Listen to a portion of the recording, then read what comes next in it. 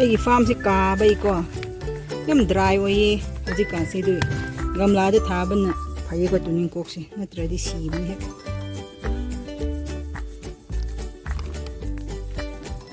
Finally ꯆꯤꯒꯣꯡ ꯂꯩ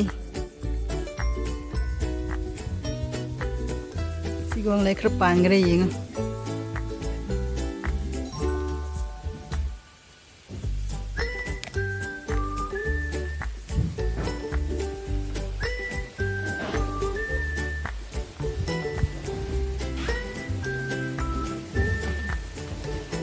ꯁꯤ ꯒꯝꯂꯥꯗꯩ ꯍꯧꯕꯅꯦꯕ ꯑꯩ ꯇ꯭ꯔꯥꯟꯁꯄ꯭ꯂꯥꯟ ꯇꯧꯕ ꯁꯪꯗ꯭ꯔꯤ ꯁꯤꯁꯦ ꯂꯩꯔꯝꯈꯤꯁꯅꯨ ꯍꯥꯏꯅꯀꯣ ꯅꯣꯡ ꯆꯨꯗꯕ ꯇ꯭ꯔꯥꯟꯁꯄ꯭ꯂꯥꯟ ꯇꯧꯔ ꯁꯤꯗꯧꯕ ꯂꯩꯔꯝꯈꯤꯁꯅꯨ ꯍꯥꯏꯔꯒ ꯄꯥꯜꯂꯦ ꯊꯨꯅ ꯍꯣꯡꯗꯕ ꯌꯥꯔꯣꯏ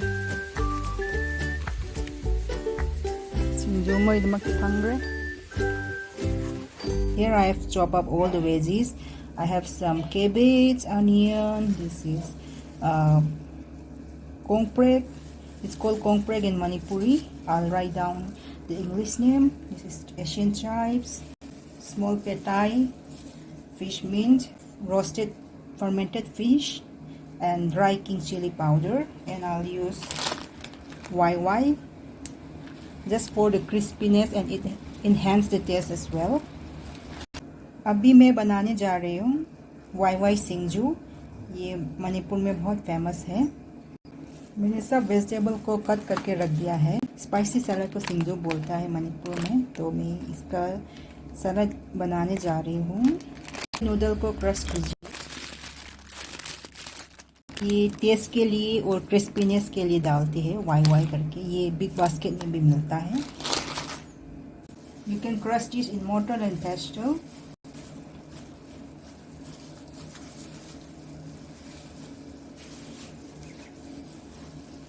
It's very dry, so I put a little bit of drinking water just to make a smooth paste. Kasi di sum ngari khut na met pudo tawrage. Ising khajik hapane ko thum hapri. Salt as per your taste. I'll put less as I'm using YY. YY is a bit salty. Mix it up thoroughly. You can use any veggies of your choice. Mix tawum tung the YY hap ke natradi dum to pa ha di sogi oyini ko. Manam di pura mai tare hai. Then mix tawdi re. Now YY.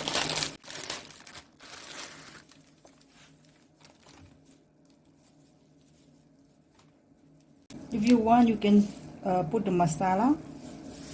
Masala half pana how we live ko. They half them. Again mix it up.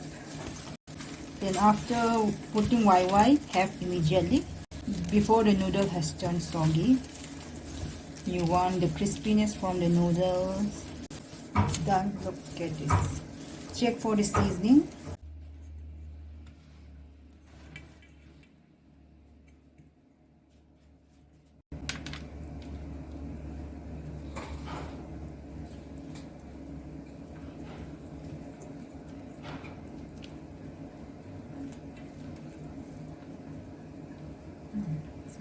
Then have it till again see the tit targeting those.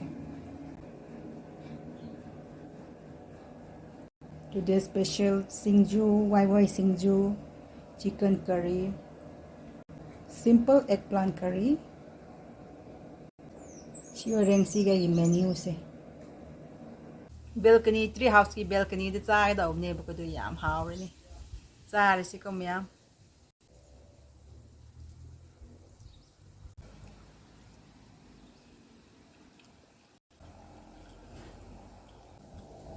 Rok sa de ba kui ram ne cha singju cha de ba kui re cha bi ngam ge. Wow. Singju is one of our favorite.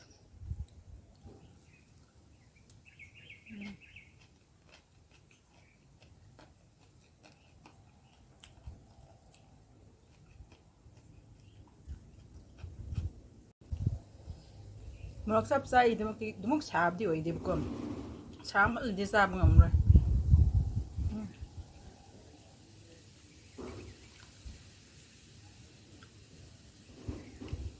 si khamen na alu ga simple na ngari hab la thong mo ko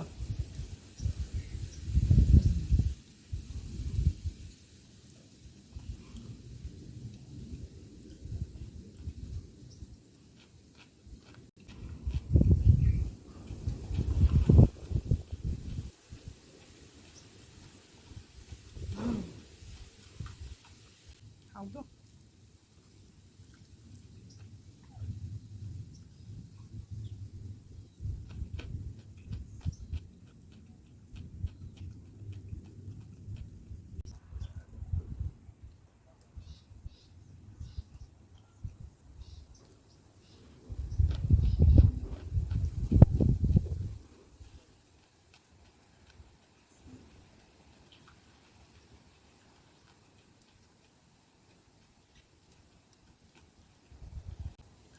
hauji country house kan na loine ai tori doi farm si yam ke pum sai sai ri bu ko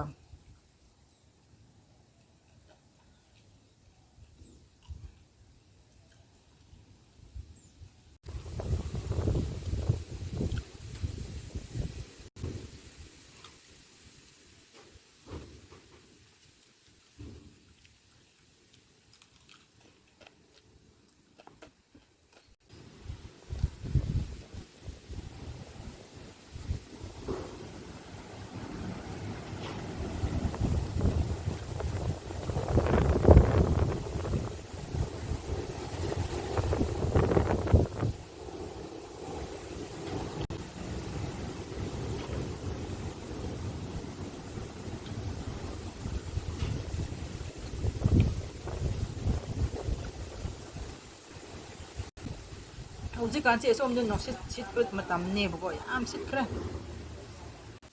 mi kren dum comment to bi rai ko dum ensang na pi hek pla ke hai ai farm da lai tab ne na ensang na pi se phajana tha ba ngam de tharasu hauba wat pa yengsin ba wat pa ne na ko ising su wat pa ko som area si ai gi farm si hilly area da ne bu ko doi adum phajana hauba ngam de bu ko adui ne aina dum thab sing dum ai demak khra khra dum cha nai phang bai wa ne ba ko du yam na haude yam ni su phang de ba du ine dum miam no ngai te ba taw nu